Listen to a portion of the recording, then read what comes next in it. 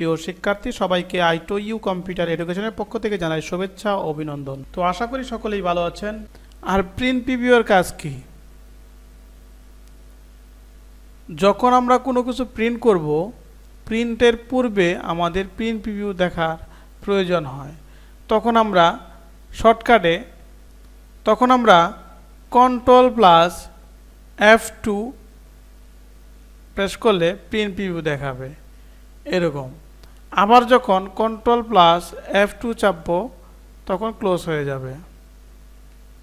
আমরা যখন প্রিন্ট দিই তখন আমরা অফিস বাটনে ক্লিক করে প্রিন্ট, তারপরে প্রিন্ট প্রিভিউ যাই।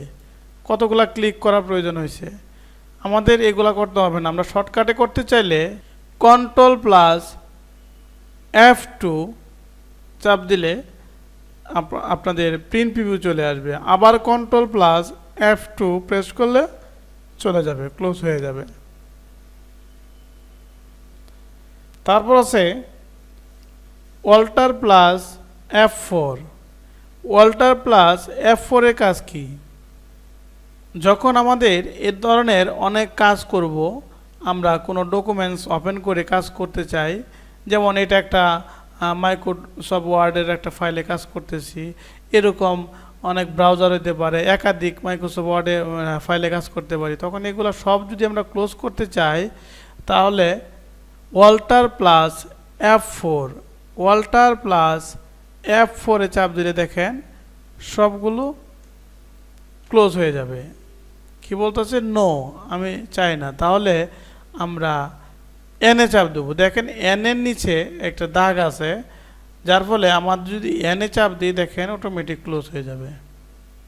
আমরা যদি কোনো ডকুমেন্টস বা কোনো আমরা ফাইল ওপেন করে কাজ করি, তাহলে আমরা যদি ক্লোজ করতে চাই তাহলে Alt+F4 সব ক্লোজ হয়ে যাবে। তারপরে আছে এসকেপ।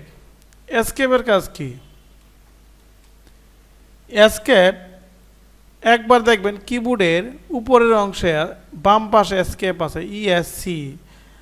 এটার কাজ কি?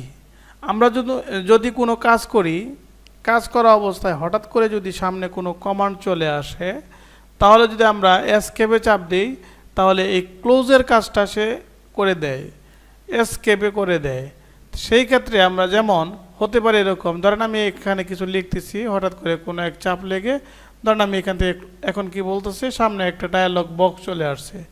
যে বক্সটা চলে আসছে, এই বক্সটাকে যদি আমি ক্লোজ করতে চাই তাহলে মাউসে আমার ক্লিক করতে হবে, নো কিংবা ইয়েস দিলে বা ক্যান্সেল করলে ক্লোজ হবে, কিংবা ক্লোজ করতে হবে।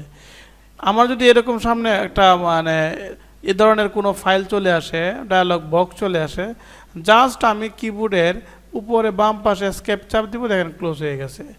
এটা সাময়িকভাবে কিছু ডকুমেন্ট যদি সামনে চলে আসে, ডায়ালগ বক্স চলে আসে, আমার ক্লোজ করার জন্য এসকেপ প্রেস করবেন, আপনার ক্লোজের কাজ করবে।